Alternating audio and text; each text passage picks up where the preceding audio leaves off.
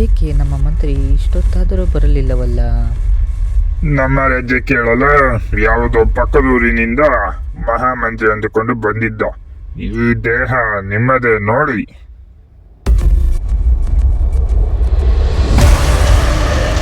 ನಮ್ಮ ರಾಜ್ಯವನ್ನು ಕೇಳಲು ಯೋಗ್ಯತೆ ಇರಬೇಕು. ತಗೋ ಇವನನ್ನು.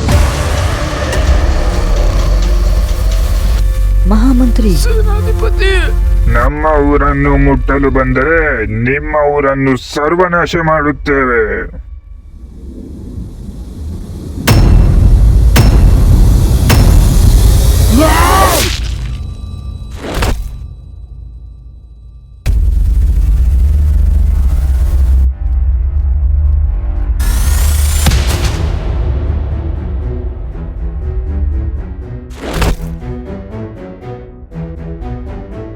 ನಮ್ಮ ಸೈನ್ಯಾಧ್ಯಕ್ಷರ ತಲೆ ತೆಗೆಯುತ್ತೀಯೋ?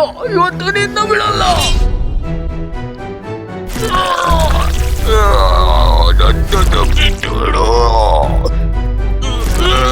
ಬಿಡು. ನಾನು ಬದುಕಿರುವವರೆಗೂ ಸೂರ್ಯವಂಶಕ್ಕೆ ತಲೆ ತಗ್ಗಿಸಲು ಬಿಡುವುದಿಲ್ಲ.